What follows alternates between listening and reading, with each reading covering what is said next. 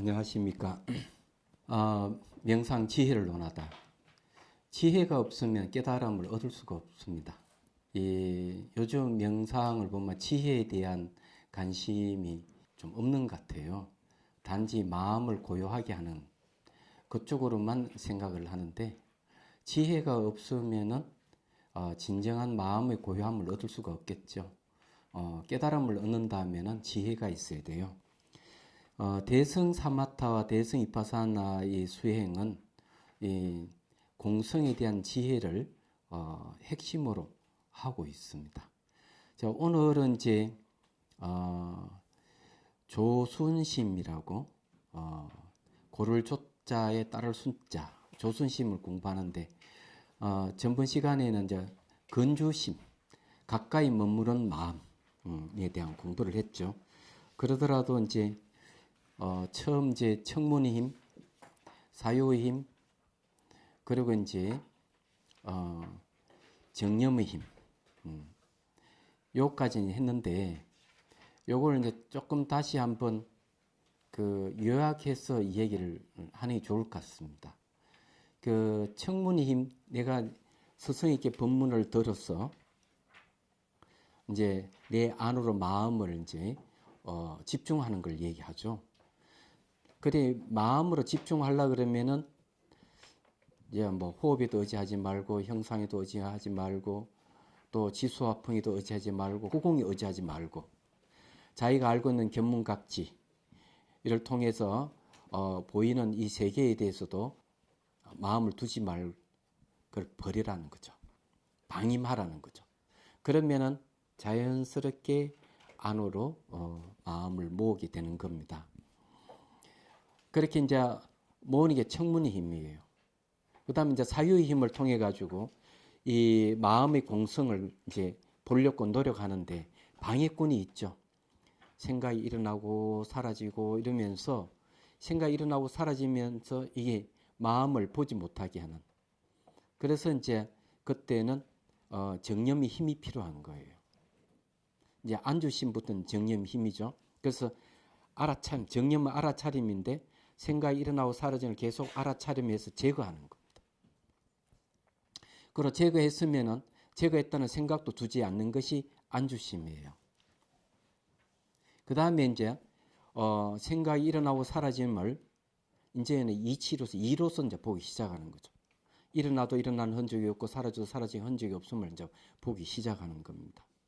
그러면은 이제 생각이 일어나고 사라짐이 자연스럽게 이제 사라지게 되면서 온전히 마음 한 덩어리가 보이는 거죠.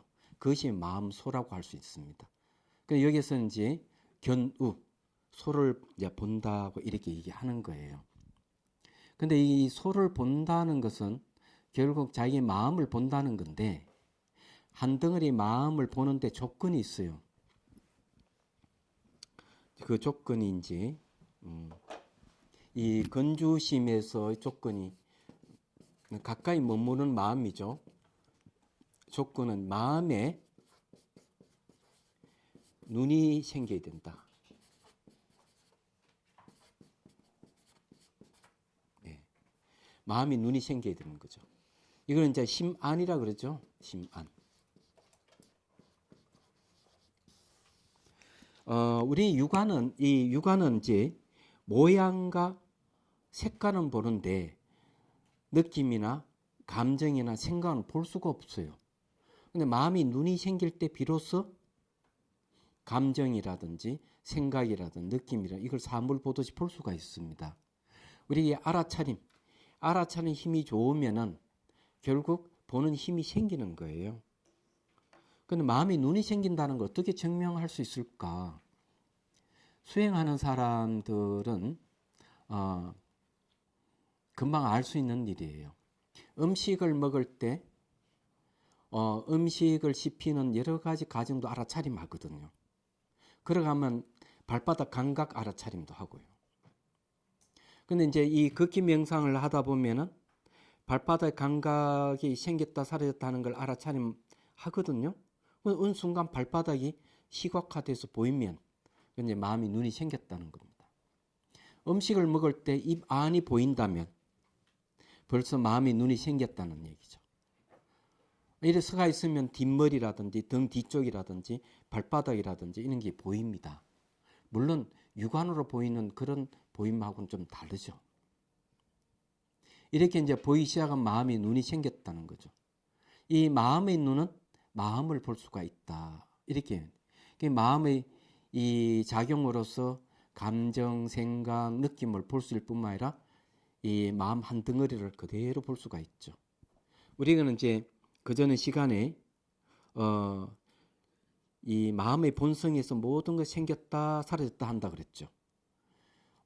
그래서 이게 마음의 본성이 온각에서 생기는 생이고 사라지는 걸 이제 멸이라고 하는데 마치 재치기 할 때 정신 한번 착 갔다가 돌아오고 잠을 잘 때도 한번 잠에 들어갔다가 다시 깨어나고 사람도 역시 생로병사하면서 결국 죽었다가 다시 또 부모의 연을 맞다 태어나죠. 그 중앙에는 마음의 본성이 있다는 거죠. 이 생멸하는 생겼다 사라졌다는 마음 때문에 이 마음 본성이 안 보이다가 마음이 눈이 생기면서 이 건주심에서 이제 보이기 시작하는 거죠. 이제 여기서 이제 한 단계 더 들어가는 겁니다. 그 이제 조순심으로 들어갑니다. 고를 조자 쓰죠. 딸을 순자 씁니다. 이제 조순심으로 옵니다. 여기에서는 이제 비로소 소를 얻습니다. 덕우입니다. 이제 소를 보는 게 아니고 마음 소를 보는 게 아니고 비어 있는 마음을 보는 단계에서 이제는 소의 이게 꼬투리를 탁 끼워 가지고 착 이제 잡아서 도망가지 못하게 딱 붙드는 단계까지 오는 거죠. 이 밧줄로 목을 탁 걸어 가지고 당기고 있죠. 근데 요것이 이제 소를 얻었다는 겁니다. 그 위에 보면 소 위에 보면 하얗게 되는 것은 이제 이 번뇌가 많이 없었다는 거고요. 요게 이제 코끼리는 요 부분입니다. 요 첫 번째 부분이 조순 부분이에요. 여기에 보면은 요 부분이에요. 그래서 여기 이제 보면은 원숭이도 있고 토끼도 있는데 토끼는 이제 혼침이고 원숭이는 이제 들뜸이에요. 근데 이제 들뜸과 혼침이 어느 정도 반 정도는 많이 없어졌습니다. 그래서 토끼도 반 정도 하얘지고 원숭이도 하얘졌죠. 자, 코끼리는 자기 마음의 본성인데 한 반 정도 하얗게 됐습니다. 그 여전히 이제 한 밧줄과 여기 칼을 들고 있죠. 칼은 이제 바른 암, 정지에 해당하고 이 밧줄은 알다시피 알아차림입니다. 요 단계가 이제 조순 단계인데 여기 확신에 붙들고 있죠. 여기도 붙들었습니다. 똑같습니다. 그래서 이게 이제 덕우라고 해서 소를 얻었어요. 자기 마음을 딱 이제 붙들은 겁니다. 얘기하자면 이 상태로 보시면 되겠습니다. 이 조순심의 단계는 이제 온전하게 이 마음이라는 소를 확실히 잡았어요. 잡았는데 어떤 문제가 있는가 하면은 이 상태는 좀 이제 잡았으니까 좀 수월한 것 같기도 하지만 사람 생활 습관이라는 게 있습니다. 마음소의 본질이 비어 있는 거죠. 그러니까 마음공이 이제 마음소가 되겠습니다. 그래서 이 하얗게 되는 것은 정화되면서 마음이 비어가는 모습이에요. 소의 하얀 부분이. 그런데 인식 대상이 없으면 사람은 심심해야 합니다. 그래서 이게 내가 마음속을 붙들었는데 재미가 없어요. 재미가 없으면 어떻게 하죠? 마음을 바깥으로 돌리는 거죠. 자기 마음을 안으로 돌렸다가 너무 심심해. 비어있는 마음 보니까 아무것도 없어. 마음 자체가 그때서야 모양도 없고 색깔이 없다 하는 분명히 아는 거죠. 알기 때문에 생활 습관은 늘 대상을 보고 좋아하는 마음이 있단 말이에요. 그래서 자기 안으로 보다가 어느 순간 바깥을 보게 되는 거죠. 이 바깥을 보니까 이 문제가 되는 겁니다. 그때는 10가지가 있어요. 사람들이 마음을 홀리게 하는 것, 모양과 색깔이 하나 있고 소리, 냄새, 맛, 촉감. 그 다음에 또 뭐가 있겠어요? 남자, 여자. 그리고 또 탐욕과 분노와 어리석음. 이래 총 10가지가 있기 때문에 여기에 마음이 막 쏠리는 거예요. 이때 마음이 쏠리면 이걸 어떻게 하죠? 이게 이제 마음이 쏠리면은 그때서 필요한 것이 정지입니다. 바른 알미예요. 자, 우리가 이 건주신까지는 정념의 힘으로 왔는데 여기에서는 이제 바른 알, 정지의 힘이 필요한 겁니다. 정지는 이제 바라 안다. 뭘 바르게 안다는 걸까? 혼침과 들뜸을 바르게 아는 단계예요. 수행에 방해 놓는 것이 혼침하고 들뜸이에요. 수행하다 보면 좀 졸고 있거나 또는 마음이 막 들떠 있거나 마음이 들뜨는 건 대개 바깥 대상 때문에 그런 거고. 그래서 이제 이 바깥 대상에 대해서 마음이 그쪽을 계속 가기 때문에 소를 붙들고 그 파트를 못 가게 하고 다른 데 못 가게 잡아야 돼. 말하자면. 그래서 이게 잡아서 도망가지 못하게 해야 되는 거죠. 그러려면 이제 우선 내가 마음이 들뜨구나. 마음이 지금 깔아앉고 있구나. 이걸 바르게 알 필요가 있죠. 그 조순심에서는 마음이 들뜹니다. 이 들뜨는 마음이 있으면 수행이 안 되는 거예요. 얘기하자면. 그래서 이 들뜨는 마음을 어떻게든지 제어를 해야 되겠죠. 그러면 여기에서는 이 제어하는 방법은 두 가지예요. 이 정념하고 반암 이 두 가지가 이 들뜸을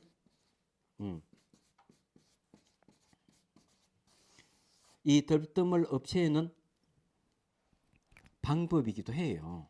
그렇지만 엄밀히 따지면은 알아차림이 이제 있어서 내 마음이 바깥으로 들뜨고 있구나. 그러면 정지는 뭐 하는가?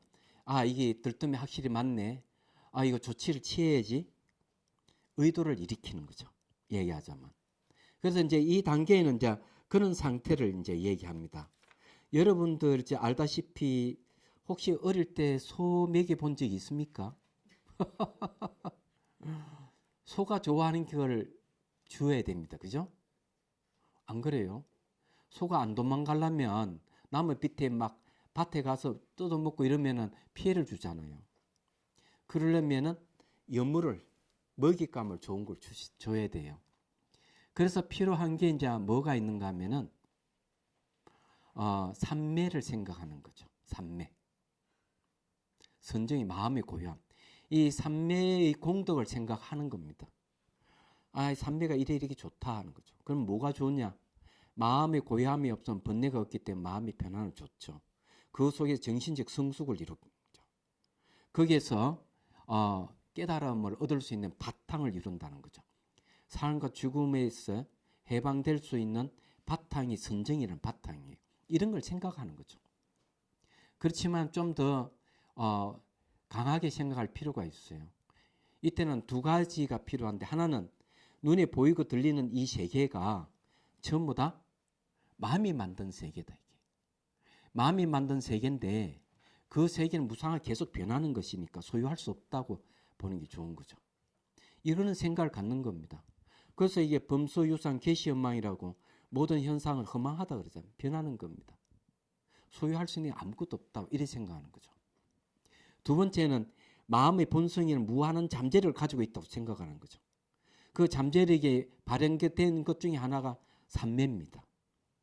얘기하자면. 그러니까 마음의 본성이 무엇인지를 알 필요가 있는 거예요. 이때까지 이제 마음 한 덩어리가 이제 이렇게 탁 보인다면은 이게 이제 마음공이거든요. 이게 이제 마음소라고 우리가 얘기를 했는데 이게 이제 한 덩어리 보인단 말이에요. 예. 한 덩어리 보고 있으면 이것이 무엇인지를 알아야 되는 겁니다. 자, 이 공하는 말에 대해서 마음이 비어있다 하는 데서 한번 얘기를 좀 해보죠. 마음이 텅 비어있는 이것이 무한한 잠재력을 갖고 있습니다. 비어있다 하는 건 첫 번째 뜻은 뭘 얘기하는가 하면은 어떤 것도 결정이 안 돼 있다는 거죠. 마음은 모양도 없고 색깔도 없는데 위에 있는데 결정이 안 돼 있어요. 그것이 남자로도 결정이 안 돼 있고 여자도 결정이 안 돼 있고 사람으로도 결정이 안 돼 있고 또 동물로도 결정이 안 돼 있고 귀신으로 결정되어 있지도 않고 천신으로도 결정이 안 돼 있어요. 어떤 것으로 결정이 안 돼 있어요.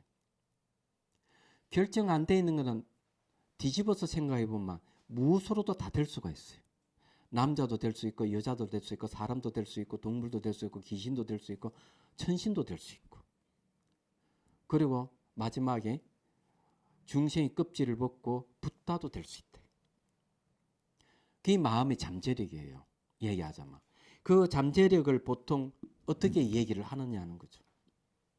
그 이제 수학적으로 보면은 인도에서 0이라고 하는 숫자를 발견했어요. 그 0에서 플러스 1, 플러스 2, 플러스 3 그래서 쭉 무한대로 이 자연수가 무한대로 이어집니다. 다 0을 중심으로 해서 마이너스 1, 마이너스 2, 마이너스 3 해가지고 무한대로 이어지는 거죠. 이 0이라고 하는 숫자를 발견함으로 해서 이걸 알 수 있게 되는 겁니다. 그와 마찬가지로 마음은 비어 있기 때문에 무한하게 뭐든 다 할 수가 있는 거죠. 그래서 이 마음공은 두 가지 특성을 갖고 있습니다. 하나는 불변이란 뜻이 있어요. 비어있다 하는 것은 모양도 없고 색깔도 없고 하기 때문에 증가하거나 감소하는 게 없어요. 여기는 요즘 말로 하면은 생로병사가 없는 거죠. 이게 굉장하지 않습니까? 놀고 병도 죽음이 없는 거예요. 얘기하자면. 또 하나는 이 비어있기 때문에 모든 게 전개됩니다. 그래서 인연을 따르는 모습을 갖고 있죠. 이 수연이라는 것이죠. 인연을 따른다 하는 것은 생각해 보십시오. 자기가 살고 있는 바탕을 중심으로 해서 환경을 중심으로 해서 자기가 무한 성장이 가능합니다. 자기가 무엇으로 다 될 수 있는 거죠. 인연을 만나면. 그리고 자기가 일부러 원인과 조건을 지어서 자기 스스로 성장이 가능한 겁니다. 그렇기 때문에 무한한 잠재력과 가능성이라는 것이죠. 이 두 가지는 공통점이 있어요. 그게 뭔가 하면은 무자성이라는 뜻이에요. 이게 무자성이라고 하는 건 자체 스스로 존립하는 성품은 없다는 거죠. 그렇기 때문에 이걸 다른 말로 공이라고 얘기하는 거죠. 마음공을 얘기하는 겁니다. 그런데 마음이 좀 걸리죠. 앞 시간에 이야기했는데 한 번 더 이야기할게요. 우리가 마음을 얘기하면은 육체와 상대되는 마음이라든지 보이고 들리는 이 세계와 상대되는 물질과 상대되는 마음을 얘기하는지 모르지만 그런 얘기가 아니라는 뜻입니다. 보이고 들리는 이 세계, 삼라만은 우주 자체가 그냥 마음이에요. 아니 그것이 뭘까 하는 거죠. 과학적으로 증명되느냐? 증명된다 하는 얘기입니다. 물리학자들 이야기는 이 세계는 모양도 없고 색깔도 없고 냄새도 없고 소리도 없다고 얘기합니다. 근데 우리는 소리를 바깥에 들린다고 그러죠. 아니라는 얘기죠.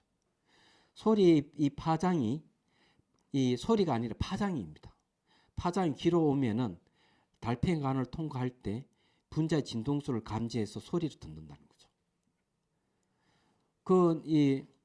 우리는 향기를 맡는다 이러는데 향기가 바깥에 도로는 같이 생각하는데 그게 아니랍니다. 향수 회사가 전 세계에 큰 게 6개가 있다고 하는데 유럽에 5개나 있거든요. 향수를 누가 만들었냐? 놀랍게도 화학자들이 만들어요. 분자의 진동수를 배열을 해서 향수를 만들어내는 거예요. 얘기하자면. 그래서 이게 파장이 코로 오면 코가 분광기 역할을 해가지고 요것을 발꾸락내 냄새라든지 연꽃 향기 냄새라든지 이래 향기를 맡을 수 있다는 거죠. 향기가 바깥으로 온 게 아니라는 거죠. 그럼 모양과 색깔은 뭐냐 이러면 모양 색깔도 마찬가지라는 거죠. 과학자들 얘기는 뭘 얘기하는가 하면은 눈에는 광수용체 유전인자가 있답니다. 최초로 색깔을 인식할 때 5만 년 전에 최초로 인식하는 색깔은 녹색이랍니다. 그래서 이게 파장이 중간 파장 정도 되면 눈으로 들어올 때 녹색으로 인식하는 거죠. 긴 파장을 붉은색으로, 짧은 파장을 파란색으로 인식하는 거죠. 이것이 광수 유전자가 받아들여서 두뇌에서 이것 다시 삼원색을 여러 가지 색깔을 인식한다는 겁니다. 놀라운 거는요, 모양과 색깔을 결정하는 것, 마음이 하는 겁니다. 이걸 안다는 것, 색깔을 알고 모양을 아는 건 마음이에요. 소리를 아는 것도 마음이고 향기를 아는 것도 마음이에요. 마음의 특성은 그것이 무엇이라고 아는 것이 마음의 특성이에요. 그러면 또 사람들이 또 이렇게 얘기해요. 아, 이게 만지면 물건이 지워질 수 있고 부피감이 있지 않느냐고. 이건 뭐냐고. 근데 물리학자들이 또 이렇게 얘기합니다. 손에 있는 전자기력과 이 물건이 전자기력 서로 밀어내기 때문에 밀어내는 힘에 의해 가지고 이 딱딱하게 느껴지는 거죠. 이 물건 같이 보이고. 그러면서 99.99% 비어 있다는 겁니다. 원자핵이 중심을 해서 전자가 돈다, 분자가 돈다 이러면은 이 원자핵이 주먹마타다면은 전자나 분자는 적어도 한 20리 밖에서 돌고 있다는 거죠. 그 사이에 그만큼 비어 있다는 거죠. 이렇게 얘기하는 겁니다. 결과수는 마음이 창조주죠. 모양도 색깔도 만들고 소리도 냄새도 만들고. 그렇기 때문에 원효스님께서 하시는 말씀이 이 보이는 세계가 내 따로 있는 게 아니고 내 마음이 투영돼서 사물같이 나타나기 때문에 알고 보면 마음이 마음을 인식하고 있다. 이렇게 얘기하는 거죠. 중요한 거는 이 마음이 무엇인지를 알면은 모든 문제 해결될 거 아닙니까? 여러분들 삶에서 어렵고 힘들면은 되돌아보죠. 내가 왜 이렇게 살았지? 그 원인이 어디 있지? 이런 현상들이 생기면 그 시작점을 찾으려고 하는 게 인간의 본능이에요. 얘기하자면 집 나간 자식이 다시 되돌아오듯이 내가 무언가 지금 인생이 꼬여 있다면 되돌아보잖아요. 그 수행은 바로 되돌아보는 방법을 제시해 주는 거예요. 그게 명상이에요. 그게 이제는 이 건주신까지 오면은 마음이 저렇게 이제 한 덩어리 보이는 겁니다. 마음소가 보이고 조순신 몸만 이제 마음을 탁 붙드는 거죠. 이게 얘기하자면. 이제 그걸 지금 얘기를 하고 있는 거예요. 이게. 그 여러분 비난을 하면 해야 되죠. 비난을 받으면 막 화가 나잖아요. 얘는 파도 친다고 그러죠. 그런데 이 마음은 대상 따라서 매도 파도 치는데 이 건주신까지 오면은 장가지 물안개 갖고 물방울 같은 게 싹 제거되고 마음의 움직임만 남아있는 상태예요. 이 마음의 움직임을 소라는 마음을 움직일 때 탁 목을 걸고 코를 딱 끼워가지고 딱 움직이지 않게 하는 거죠. 네, 이게 덕우예요. 자, 그 몇 페이지 보는가 하면요. 175페이지 보면 됩니다. 거기서 이렇게 얘기합니다. 또한 밖을 쫓아서 마음 밖의 경계를 생각해서는 안 된다. 이게 중요해요. 그래서 제가 또 그 개송을 적었습니다. 176페이지에 알아차림의 밧줄로 공성이 텅 빔으로 콧구멍 없는 소 꽃돌에 끼었네. 몸부림치는 초. 텅 빈 눈으로 살펴보니 원숭이들 춤으로 유혹하나 무상의 화살로 쫓아버리네. 이 말은 이제 무슨 말이냐 하면은 보이고 들리는 이 대상에 현혹되면은 그 대상들이 무상하게 변하는 거니까 소유할 수 있는 게 없다. 이렇게 우리가 생각을 하는 거죠. 이게 바로 무상의 화살로 마음을 들뜨게 하는 대상을 쫓아버리는 겁니다. 이게 그런 뜻이에요. 자, 이 조수심은 자 그렇고요. 예. 마음의 파도가 막 치더라도 이제는 물 안개라든지 물방울이 싹 제거되고 파도의 움직이만 있는 상태인데 그걸 딱 붙들어서 움직이지 않게 하는 것이 조순심이다. 이렇게 생각하고요. 이 소가 마음속으로 움직이지 않으려면은 마음의 본성이 무엇인지 그걸 알게 해주고 삼배의 훌륭한 좋은 점을 생각하게끔 해서 마음을 움직이지 않게 한다는 거죠. 얘기하죠. 자, 그 다음 단계로 넘어가겠습니다. 자, 그 다음 단계 조순신 다음에는 이제 뭐가 있느냐면요. 적정이라는 말이 있습니다. 적정심입니다. 네.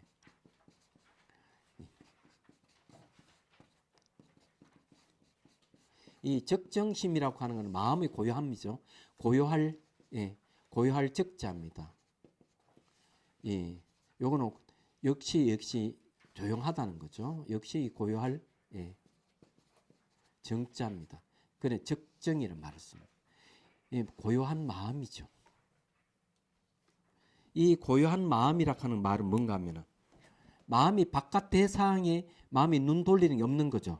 소를 쫙 끌어당겨서 바깥으로 못 나가게 딱 끌어당겼단 말이에요. 그래서 실질적으로 이제 마음 한 덩어리를 보게 바깥으로 눈을 돌리는 거 한쪽으로 쫙 당기니까 주위가 아주 고요해진 겁니다. 근데 여기 문제가 생기는 거죠.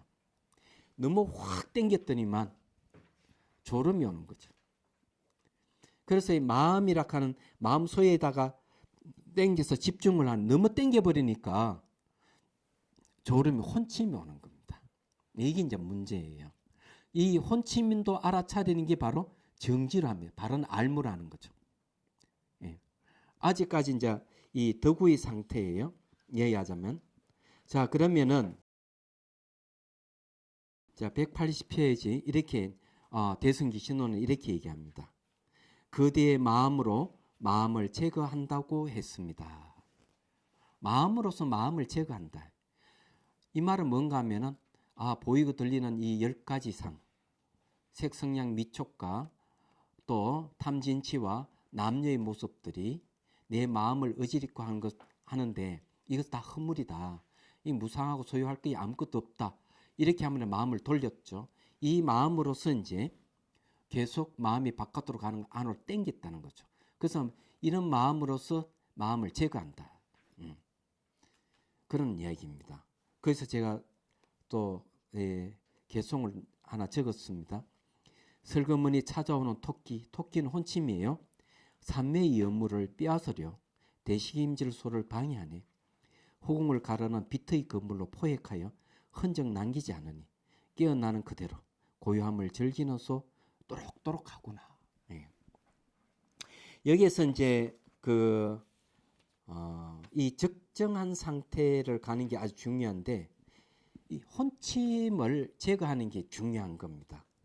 여러분 잘 알다시피 혼침이라는 게 있지 않습니까? 그 다음에 침.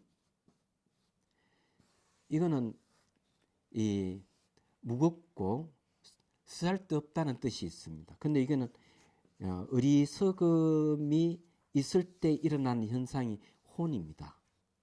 어둡다는 뜻이에요. 그럼 무겁다는 뜻입니다. 얘기하죠. 침이라 하는 깔아는 걸 얘기합니다. 이 깔아는다 하는 건 대상을 보고 분명히 보고 있는데도 불구하고 대상이 불분명하게 이해력이 떨어져 가지고 그래서 마치 뭐 같은가 하면은 이렇게 깜깜한 길을 걸어가는 것 같이 눈을 감고 사물을 보는 것 같이 명확하지를 않는 거죠. 그게 혼침이에요. 이 토끼에 비유합니다. 여기 조순심이라면 이건 잘 알다시피 적정심입니다. 요 코끼리가 좀 더 많이 비었죠. 흰 바탕은 마음이 많이 비어졌다는 얘기예요. 그리고 이제 원숭이는 잘 들뜸을 얘기하죠. 근데 여기 이제 토끼도 있어야 되는데 토끼가 안 보이네, 그죠? 예. 토끼가 사라졌다고 하는 거는 혼침이 사라졌다는 얘기예요. 그래서 여기 와가지고 적정심에서 이제 혼침이 없어지는 거죠. 아직 들뜸이 남아 있습니다. 요 부분입니다. 요 부분요. 자, 보이시죠? 이제 이렇게 한 바퀴 꺾으려고 합니다. 네. 이 적정심에서 중요한 거는 혼침을 어떻게 제거하느냐 하는 게 중요해요. 마음이 바깥으로 막 이렇게 가려고 하면은 그게 무상하다. 무상히 변하는 게 소유할 수 있는 게 아무것도 없다. 이렇게 생각함으로 해서 이거 생각하는 거예요. 그런 의도를 내 가지고. 그러면서 마음을 꺾어야 돼. 안으로 탁 꺾어버리는 거죠. 얘기하자면. 그러면 마음이 적정이 오는데 너무 꺾다 보니까 혼침이 오는 거죠. 그럼 이걸 어떻게 해결해야 되느냐 하는 문제가 있어요. 염초경에 보면은 혼침을 다스리는 방법을 제시하고 있습니다. 그것이 뭔가 하면 강명상이라고 해요. 예, 경전에는 강명은 빛입니다. 상은 생각상입니다. 빛을 생각하는 거죠. 빛을 상상하는 거죠. 그래서 햇빛이나 달빛이나 이런 불빛을 상상하는 겁니다. 그러면 의식이 깨어나요. 그런데 이게 과학적으로도 설득이 있는 얘기입니다. 왜 그런가 하면은 이 빛이 여기에 피부에 닿으면은 이 세포의 변화가 일어나요. 생체 시계, 우리 온몸이 생체 시계인데 이 생체 시계의 리듬이 달라지는 거예요. 그러면 아이가 잠에서 안 일어난다 이러면 창문을 싹 열고 햇빛이 들어오게 하죠. 햇빛이 몸에 딱 닿으면 의식이 깨어나게 돼 있습니다. 얘기하자면. 그리고 밤 12시 넘어서 야근하는 사람들은 야식 먹잖아요. 저게 전동 불빛이 너무 몸에 이렇게 쬐이면 에너지 소비가 생겨서 뭐 먹고 싶고 하는 에너지를 채우고자 하는 마음이 일어나는 거예요. 얘기하자면. 근데 이 상상으로도 효과가 있는 겁니다. 그래서 햇빛이나 달빛을 상상하는 거죠. 그러면은 의식이 탁 깨어나는 겁니다. 논술에는 뭐라고 얘기하는가 하면 이렇게 얘기합니다. 햇빛이라든 달빛이라든 전동불빛의 상상을 하면 의식이 깨어나는데 게으름도 없어진대요. 그리고 수행자는 설잠에 들어간답니다. 설잠에 들어가면서 그 전날 내가 수행했던 체험이 그 다음날까지 이어진다는 거죠. 깊이 잠이 안 들고. 그런 효과가 있다는 거죠. 그리고 사람이 아주 부지런해진다. 이렇게 얘기합니다. 옛날에는 대개 이제 세수를 하거나 안 되면 송곳으로 막 찌르고 이렇게 했죠. 혼침이 오면. 그런데 이제 부처님께서 가르쳐 준 방법은 바로 이렇게 그 강명상, 빛을 상상하게 하는 겁니다. 얘기하자면은. 그래 이게 혼침을 없애는 방법이에요. 또 좋은 방법은 뭡니까? 마음의 본성을 얘기를 하는 거죠. 마음의 본성이 뭘까?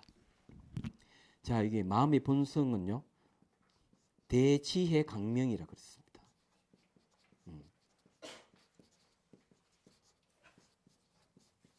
쉽게 말해가지고 이 마음의 본성이 뭐냐나 빛이란 뜻입니다. 빛. 대지혜 강명. 그다음 진실식지라 하는데 그냥 간단하게 얘기하면은 마음의 본성이 뭔지 안다한 알미라는 얘기입니다. 그럼 마음은 비어 있기 때문에 모양도 없고 색깔도 없어 텅 비었다는 거죠. 텅 비어 있다는 거죠. 얘기하자면. 그리고 이제 저기서 말하듯 비어 있는 이것은 불변 바뀌지 않는다 얘기죠. 청량불변이라고 이렇게 얘기합니다. 그리고 이제 생겼다 사라졌다 하는 게 없대 마음은. 생겼다 사라졌다 하는 게 없기 때문에 생멸이 없는 거죠. 네. 생멸이 없다. 그래서 이걸 청정이라고 얘기합니다. 청정. 야. 그래서 이 대지의 강명이 빛이고 진실을 바르게 아는 알미고 텅 비어 있고 그것이 바뀌지 않고 청정하다는 거죠. 이걸 생각하는 겁니다. 이렇게 생각하면 마음이 또 탁 깨어나는 거죠. 그게 바로 정지, 바른 알미예요. 내가 혼침이라고 바르게 알면은 바른 알을 통해서 대처하는 방법을 내세우는데 이런 식으로 사유를 하는 겁니다. 그러니까 이런 사유를 통해서 적정심을 유지하는 거죠. 마음의 고요함이에요. 저런 단계에 갔을 때는 역시 이제 마음이 눈이 벌써 생겨져 있다 그러죠. 예를 들어가 앉아서 업무를 막 보고 있어도 주변에 그렇게 시끄럽더라도 그 상태는 조용하다는 거죠. 수행 체험상 그렇다는 겁니다. 이게 아주 중요한 거예요. 그러니 시장통이 막 가도 시끄러운데도 불구하고 그 수행자는 적정심이 있는 사람은 걸어갈 때는 고요하다. 주위가 조용하다는 거예요. 소리가 들리고 막 이렇게 하더라도. 왜? 내 마음이 일어나고 사라짐이 없기 때문에. 생멸하는 마음이 있으면 바깥 소리하고 서로 이렇게 공명을 해가지고 막 시끄럽게 들릴 건데 소리가 막 들리더라도 거의 반응을 안 해요. 마음이. 반응을 하지 않으니까 고요하다는 얘기. 그게 적정심이에요. 야, 여러분 이해가 되시죠? 그래서 이게 이제 조순심, 적정심이 이제 가면서 점점점 이제 마음 한 덩어리, 마음소가 더 분명해지고 혼침도 훨씬 이제 없어지고 의식 성성하게 깨 있는 상태가 됐습니다. 여러분들이 알다 의식이 깨 있다면 어때요? 의식이 깨 있는 상태는 마음이 과거로 가지도 않고 미래로 가지 않습니다. 현재 순간에 깨 있습니다. 정념이라 하는 것은 알아차림이라 하는 항상 현재 순간을 깨 있도록 하는 겁니다. 의식이 깨 있으면 마음이 고요해지는 거죠. 네. 시간이 다 된 것 같고 하니까 다음 시간에 또 마저 하도록 하겠습니다. 자, 오늘 마치겠습니다. 네.